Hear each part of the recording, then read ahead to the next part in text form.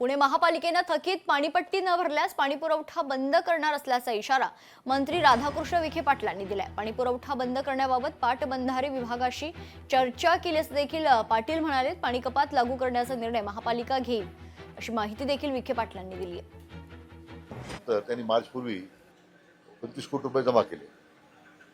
अजूनही जवळजवळ 400 कोटी रुपये त्यांच्याकडून येणार।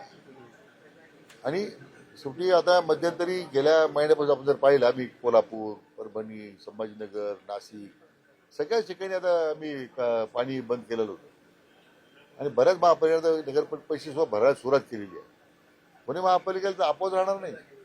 शेवटी आम्हाला जर पैसे मिळणार नसतील, पाणीपट्टीचे पैसे मागतो आपण, जे पुणे महापालिका वसूल करते यावेळी लोकांकडून, आम्हाला पाणी त्या संदर्भात विचार करावाच लागणार आहे। हर्षवर्धन सपकाळ सध्या बारामती दौऱ्यावर आहेत। ॲडव्होकेट आकाश मोरेंच्या निवासस्थानी त्यांनी सदिच्छा भेट दिली। बारामती पोटनिवडणुकीत काँग्रेसचा सुनेत्रा पवारांना पाठिंबा असल्याचं हे चित्र आता पाहायला मिळते। बारामती पोटनिवडणुकीतून काँग्रेसनं आपला उमेदवार मागे घेतलाय। राष्ट्रवादी काँग्रेसच्या विनंतीला मान देऊन काँग्रेसच्या हायकमांड बारामतीच्या निवडणुकीतून माघारी घेण्याचा निर्णय घेतला आणि त्यानंतर ॲडव्होकेट आकाश मोरे यांनी आपली उमेदवारी मागे घेतली आहे।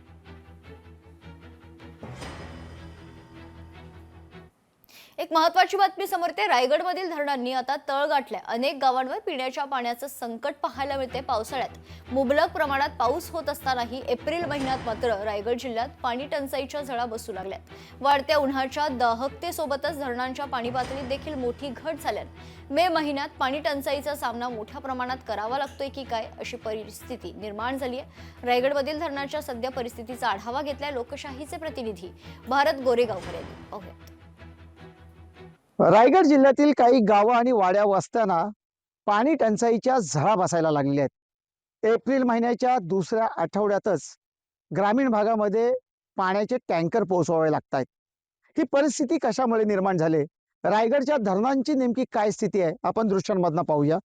रायगडमध्ये पावसाचं प्रमाण चांगलं असतं आणि पावसाळ्यामध्ये जे आपण आता दृश्यातनं पाहताय, ही धरणं 100% भरलेली असतात। एप्रिल महिन्याच्या दुसऱ्या आठवड्यांमध्ये रायगडमधील जवळपास सर्वच धरणांनी अशा पद्धतीने तळ गाठलेला आहे। लघु पाटबंधारे विभागाच्या अखत्यारीत असणाऱ्या 28 धरणांमध्ये आता सरासरी 38% इतकाच पाण्याचा साठा आहे। या धरणांमधून सिंचनासाठी आणि पिण्यासाठी पाणी पुरवला जातो।